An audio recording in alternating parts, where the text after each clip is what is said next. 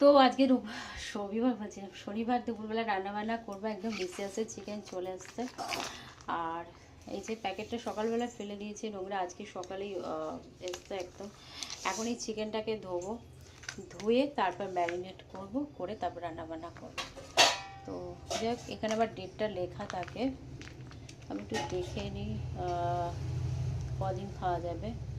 20/20, সোমবার পর্যন্ত খাওয়া যাবে। আর এই চিকেনটা ধুতে মানে বেশ অল্প জল দিয়ে ধুলেই হয়, খুব একটা যে জল দিয়ে ধুতে হয় তা কিন্তু নয়। এবার পেঁয়াজ রসুন আলু সমস্ত কিছু কেটে নেবো।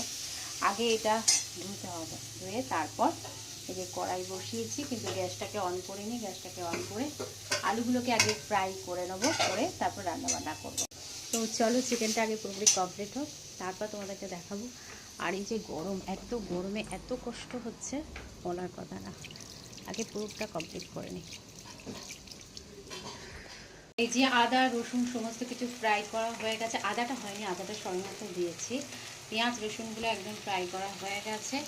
এরপর আদাটা দিয়ে একটু করে নিই, তারপরে এই যে চিকেনটাকে দিয়ে দেবো। এর মধ্যে হলুদ আর লঙ্কার গুঁড়ো দিয়ে আজকে ম্যারিনেটটা করেছি, আর সর্ষের তেল দিচ্ছি। ভাবছি একটু টক দই দেবো, ইচ্ছা আছে, জানি না, দেখি কত বেশি করতে পারে। আর একটু ফ্রাই হবে, তারপর চিকেনটা। তো এই যে চিকেন একদম কষা শুরু হয়ে গেছে। আর এবার আমি কি করব, একদম বরমশাই পছন্দ করে না টক দই দিতে, কিন্তু টক দইটা দিলে ভীষণ টেস্ট হয়। তো যাই হোক, ওই জন্য আস্তে আস্তে কথা বলছি। তো টক দইটা দিয়ে দিলাম। তো এরপর মশলা টশলা দিয়ে আর একটু কষিয়ে তারপর জল ঢালবো।